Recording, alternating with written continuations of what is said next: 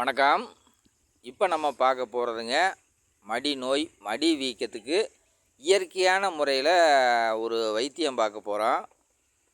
இந்த மாட்டுக்கு வந்து மடி வீக்கம்தான் இருக்குதுங்க. பாருங்களேன், ஒரு சைடு கல் மாதிரி இருக்குது, ஒரு சைடு நல்லா இருக்குங்க, அதிகமாக ஏறலை. இந்த சைடு மட்டும் கின்னுன்னு இருக்குங்க. இது வந்து தலையத்து கிடையாதுங்க. கன்று போட்டு ஒரு 10-20 நாள் இருக்கும். இந்த சைடும் பாருங்களேன், மடி தோல் வந்து சுருக்கமாக இருக்குங்க. அந்த மடி வீக்கம்தான், அது நமக்கு தெரியுது. அந்த சுருக்கமாக இருக்குங்க, அந்த மடி குறையாமல் இருக்குதுங்க. இதுக்கு தான் இப்போ நம்ம வைத்தியம் பார்க்க போகிறோம் இயற்கையான முறையில். இது பொதுவாக ஒரு இயற்கையான முறையில் பார்க்கலாங்க. முடிஞ்ச அளவுக்கு டாக்டரை கூப்பிட்டு ஒரு பார்வை பாருங்கள். ஏன்னா இது தெரிஞ்ச வைத்தியம்னா செய்யலாங்க, திடீர்னு உடனடி வைத்தியமாக இதை பார்த்துக்கலாம். தெரியாதவங்க அது என்ன ஏதுன்னே தெரியாமல் நம்மளாம் ஒன்றும் முடிவு எடுக்கக்கூடாதுங்க. ஓரளவுக்கு தெரிஞ்சிச்சா இதுதான் அப்படின்னு கன்ஃபார்ம் பண்ணிட்டா நீங்கள் செய்யலாங்க. அது ஒரு நேரம் செய்யலாம் அல்லது 2 நேரம் செய்யலாம். இதெல்லாம் மடி நோயாக இருந்துச்சுன்னா முத்தை விட்டுட்டோம்னா அந்த பாலே குறைஞ்சி போயிருங்க. அதனால் முடிஞ்ச அளவுக்கு டாக்டரை கூப்பிட்டு ஒரு கன்சல்ட் பண்ணுங்க, அதுதான் சிறப்பாக இருக்கும். எமர்ஜென்சிக்கு இந்த வேலையை செஞ்சுக்கோங்க, நல்லாயிருக்கும். திடீர்னு டாக்டர் வர முடியல அப்படின்னு நினச்சா இந்த வேலையை செஞ்சால் நல்லா இருக்குங்க.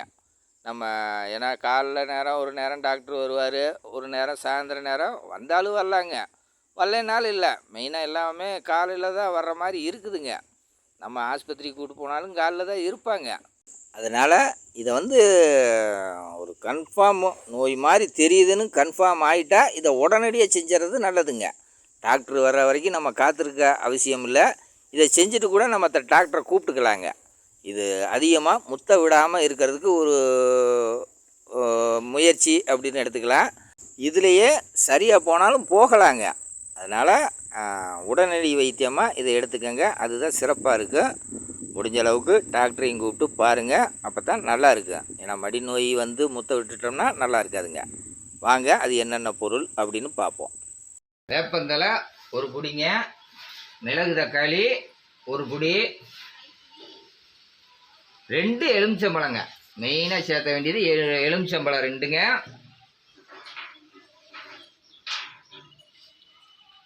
2 ராமக்கட்டிங்க, 2 ராமக்கட்டி மெயினாக சேர்த்துக்கோங்க. மஞ்சத்தூள் ஒரு 2 ஸ்பூனுங்க போட்டிங்கன்னா நல்லா இருக்கும்.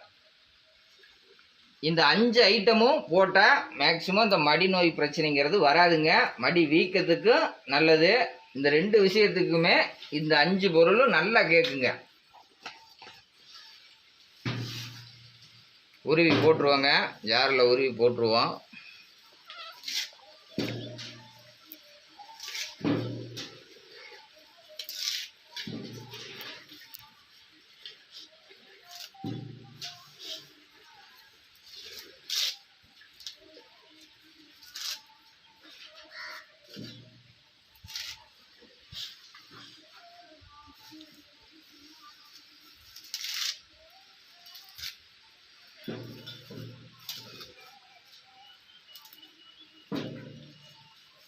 ரொம்ப நைஸாலாம் ரொம்பலாம் பார்த்து உருவணுங்கிற அவசியம்லாம் இல்லைங்க. முடிஞ்ச அளவுக்கு ஓரளவுக்கு நல்லா உருவி போட்டால் போதுங்க. எல்லாமே கேட்கக்கூடியது தான். இதில் வந்து எது கழிக்கக்கூடிய நார் இருக்குது, குச்சி இருக்குங்கிறதெல்லாம் கழிக்காதீங்க. இந்த அளவுக்கு போட்டுக்கோங்க. இதுலேயும் ஒரு குடி அப்படியே உள்ளே போட்டு விட்ருங்க, அது ஒன்றும் பண்ணாது. எலுமிச்சம்பழத்தை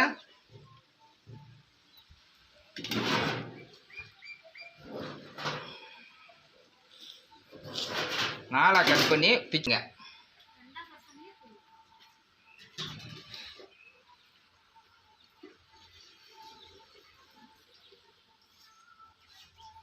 அப்படியேவும் போடலாம், சக்கையாக வரும். அதனால் நம்ம புளிஞ்சு விட்றோங்க.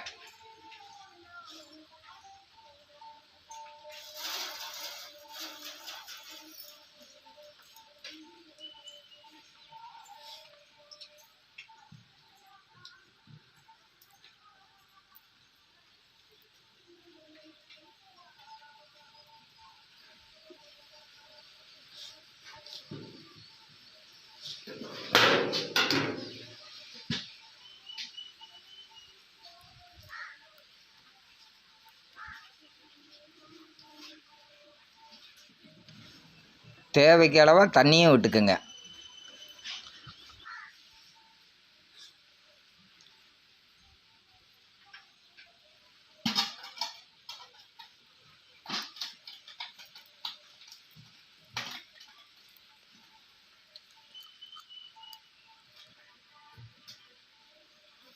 ராமக்கட்டியை மட்டும் உடச்சி நல்லா உடச்சி போட்டுருங்க.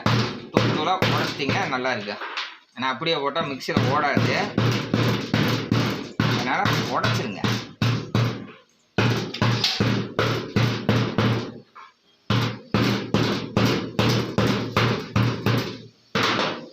அவ்வளோதான்.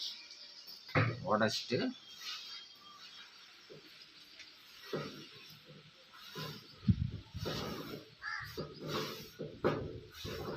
அப்படியே போய் அரைச்சிட்டு வந்துடலாங்க. பார்த்துக்கங்க, அரைச்சிட்டு வந்துடலாம். அரைச்சாச்சுங்க. இப்போ மஞ்சள் பொடியை போட்டுக்குவோங்க. 2 ஸ்பூனு மஞ்சள் பொடி. வாங்க திருப்பி ஒரு தடவை போய் அரைச்சிட்டு வந்துடுவோம்.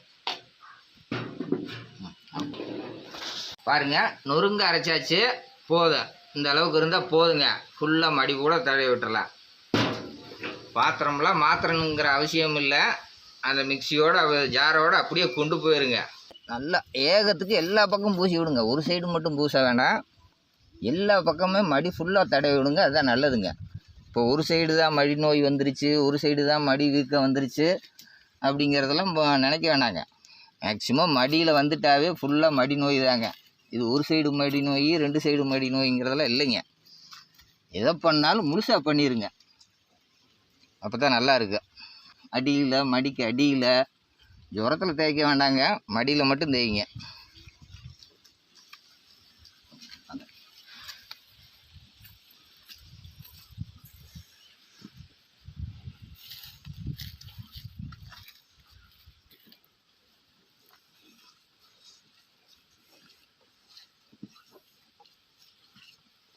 இந்த கால் கடியில இடையிலலாம் உண்ணி இருக்கும்.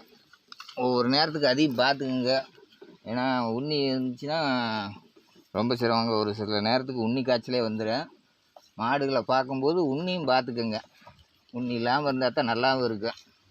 இந்த சைடு மடி ஏறி இருந்துச்சுங்க, அந்த சுருக்கம் எல்லாம் இருந்துச்சு, அதனால தான் திரும்பி போடுறேன். இது மடி வீக்கந்தாங்க, மடி நோய் இல்லை இந்த மாட்டுக்கு. நல்லா ஃபுல்லாக அப்ளை பண்ணி விட்டிங்கன்னா நல்லா இருக்குங்க. சொட்டை இல்லாமல் தேய்ச்சி விட்ருங்க.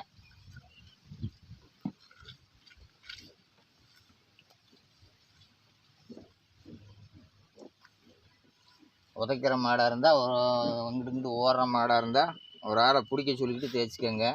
இது அமைதியாக நின்றுக்குது. ஒவ்வொரு மாடு அமைதியாக நிற்காது, அங்கிட்டு இங்கிட்டு ஓடிக்கிட்டு கிடக்கும். அப்படி மாடெல்லாம் ஒரு ஆள் நல்லா பிடிச்சிக்கிட்டிங்கன்னா தேய்க்கிறதுக்கு நம்மளுக்கு சௌகரியமாக இருக்கும். இல்லைன்னா எட்டி கட்டி ஓச்சர போகுதுங்க, அதையும் பார்த்துக்கோங்க.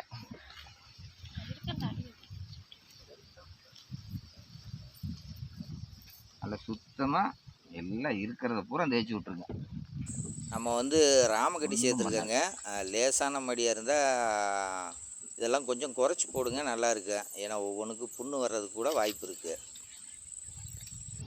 சரி சரி, ஒன்றும் இல்லை. சுத்தமாக போட்டாச்சுங்க,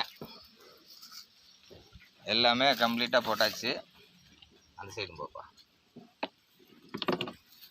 இந்த மாதிரி சுத்தமாக போட்டு விட்டிங்கன்னா, சொட்டை இல்லாமல் போட்டு விட்டிங்கன்னா போதுங்க. 2 தடவை போட்டிங்கன்னா நல்லதுங்க. முடிஞ்ச அளவுக்கு 3 தடவை போடணுங்க.